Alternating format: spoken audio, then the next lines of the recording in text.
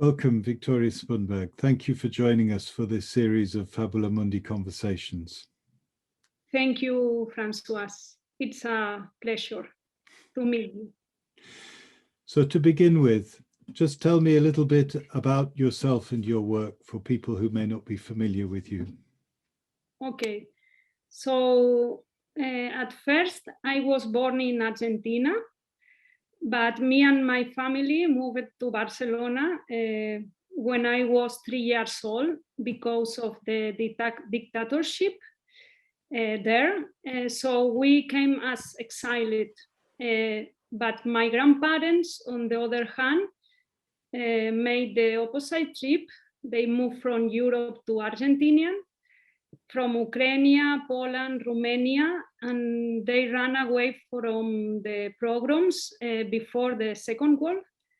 So it's a bit of circle that closed in itself. No? Also, my father is Jewish and my mother is not. So I'm not Jewish in the eyes of the Jewish religion, but I'm not Catholic for the Catholic. So in any way, I feel that my tradition is a mixture. And I like to explain this because I always felt quite a nomadic feeling. And I think this is important in my writing. Sometimes I think that I do theater because I'm looking for a place. It's, I don't know, a place in the world, or because I am looking for something. But at the same time, Catalonia welcomed us and we had a refugee card, but only for a short time. We were really lucky. And now I write mainly in Catalan, and one could say that I am a Catalan playwright. I think this is the answer. I am a Catalan playwright, but I understand that it doesn't depend on your surname, biological matters, national ideology, or even the language. I don't like the concept of purity, pure race, and I am, in my writing, I always try to search something, I think, vital, free, open, always looking for new ways, new forms. And most recently, you've been involved with the Liceo Opera House, writing a libretto. I think probably for the first time you've written for an opera. Mm. Tell me about that. Yes, because, well, Valentin Oviedo, who is the current director of Liceo, he phoned me maybe 2 years ago to hear me to do a libretto for a community opera. Okay, I want to say that El Gran Teatre del Liceo is one of the biggest, oldest, and important theaters in Barcelona. It was founded in the middle of the 19th century, and it's one of the most, this is important, paradigmatic symbols of the Catalan high bourgeoisie. And but this theater is in the Raval, a really multicultural, poor and eclectic neighborhood in Barcelona. The Liceo director told me that they would like to do a community opera about and with the people of the Raval, the neighbors of the Raval, neighbors, I don't know how to say, no? So the object seemed really fascinating to me, but very difficult. The question how to make a dialogue between two such opposite realities, no, which share physical space but don't share symbolic or ideological space, and how to do it without lying and without paternalism. It's important to explain that the Raval has a very political history with social and feminist movements. It's an ungovernable neighborhood, a place of resistance where that which is outside the system is very present. So it was really difficult to put in the same place Liceu, no, and Raval. I was speaking a lot of people from there, interviewing, no. I read a lot of books, and I spent many hours in the streets of the Raval. And of course, I knew the neighborhood before, but I did a deep dive. One of the most important people that I met was a man who runs a group Anarchist, and he told me if we lost the Raval, we lost Barcelona. So you can understand how kind of place is the Raval, no? From the beginning, it was clear to me that I had to write a political opera with a lot of colors, forms, languages, also Parsifal, grotesque, vital, hard and dark, irreverent fun, and mostly non-conventional. But on the other hand, I had to write a libretto for opera, and the opera is one of the most conventional and rigid form of the theater genres, and the commission wasn't for an experimental opera. The composer is contemporary, but he wanted to compose melodies, arias, solos, with operatic resources and a good technical result.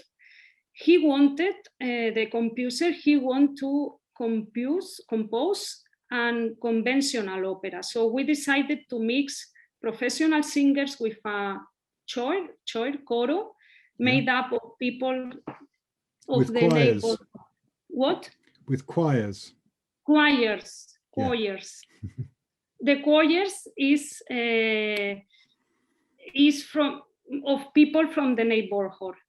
So, but I didn't like it, the idea of professional singers who play the people of the neighborhood. It seemed false. It's like, I don't know how to say in English, but it's like if you are using the people, or I don't know if correct, but kidnapping witnesses. Do you understand me? Yes, kidnapping witnesses, yes. Yes, so I wrote a plot that combines some characters that are from outside the neighborhood, a magnate, a curator, a detective, an urban architect, with a big choirs that is from the neighborhood, and I create a Filipino character who is something like Bridge, no? Who works as the magnate's assistant, but he is the only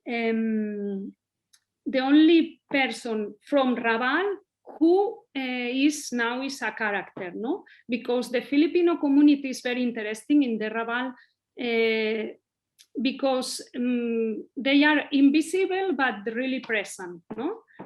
So now the plot tries to combine a fantastic story, but with a political and critical content. I don't know. It sounds wonderful, and I think you have. I like the way that you have thought about the political meaning of this relationship, and that you found an artistic solution to the way you've distributed your characters across the scenario, so that the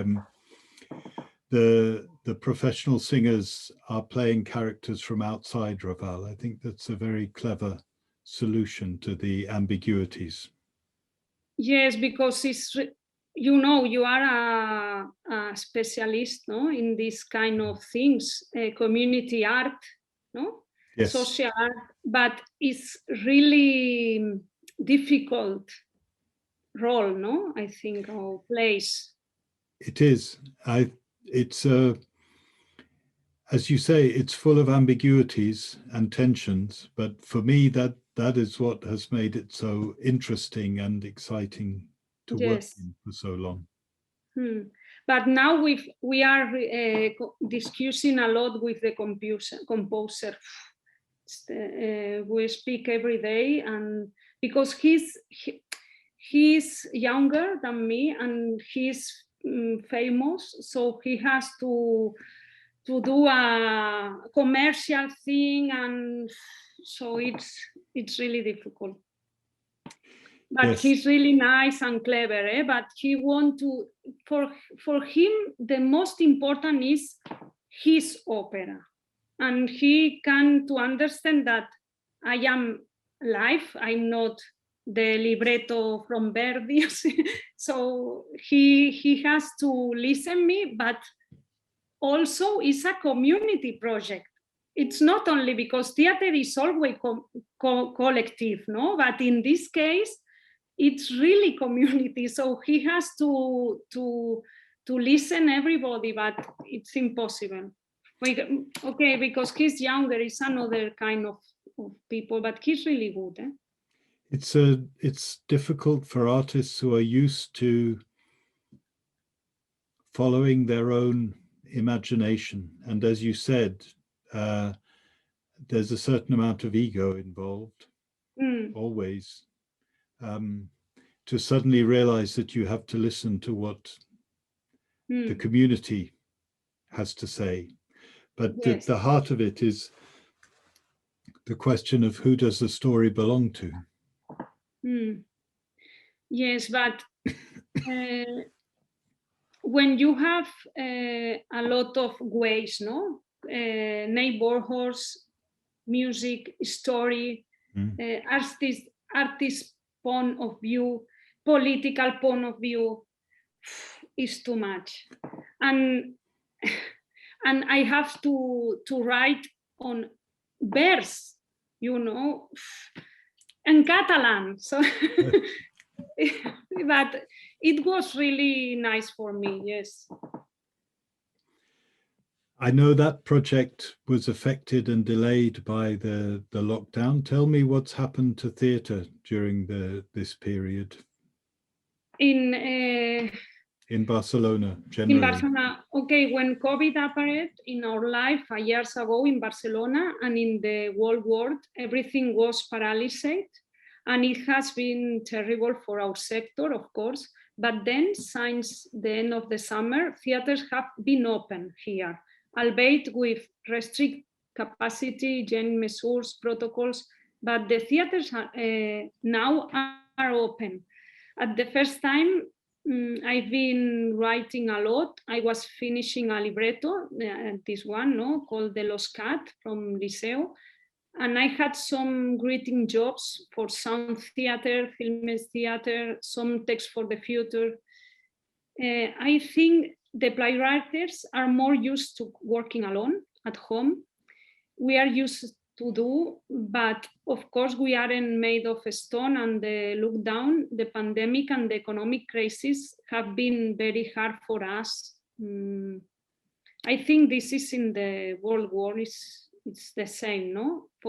Because theater need the real encounter with persons, so this is really strange for us. Many people who work in theatre work freelance and have seen their work disappear. How have they coped with the situation? Terrible. For example, for me, it's the worst sector is the actors and the actresses. This is terrible because, okay, maybe sometimes you think actor is Hollywood, something like this, but there are a lot of actors and actresses who works in a, I don't know, child theater, I don't know, street theater, and this now is impossible. And I know a lot of people who is in the really precarious situation. No? Yes, it's really hard, and the future is black. Yes. Yes, for us it's terrible. Yes. You mentioned before about the importance of the direct encounter, the living moment, but a lot of theatres have turned to technology to try and keep going. Yes. Has that happened in Barcelona, and what is your feeling about the place of technology? Of course, digital was helpful during the lockdown, of course. I have been working in some streaming project, for example, one piece for Centro Dramático Nacional. The title was Eva and the Shop. It was a part of a big cycle about pandemic. I wrote it, and it was filmed with a great production team, really good, with a great film team, in a theater stage, and the theater was the location, the set. People could watch it from home in Spain and Argentina and Uruguay, I don't know. I wrote another text, a 10-minute monologue for actor, okay. But I think these exemplars are improvised and urgent experience, done under an emerging situation. And I don't know if this kind of proposals have come to stay. Actually, I think that the idea of filmed theater is an oxymoron, no? Because theater needs the assembly, the gathering of people, a real encounter of people, the body's physical presence. If you think about the ritual theater, actually is ritual, it may seem like a clandestine act because it requires contact and closeness. So now I don't know, but filmed theater, no, I don't know. It's interesting, but I think it's another way. It's not theater. Thank you, Victoria. It's been really interesting. Let me just ask you a final question. We hope that with vaccination, we may be beginning to see a return to a better kind of life. I wonder what your own feelings are about the future of theatre and how theatre itself or the society more widely may change as a result of these months. I don't know. I think people need to live, no?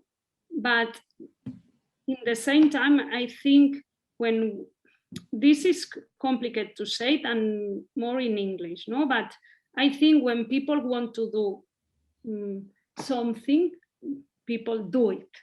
So the problem is if theater came clandestine or really elitist, no? This is dangerous.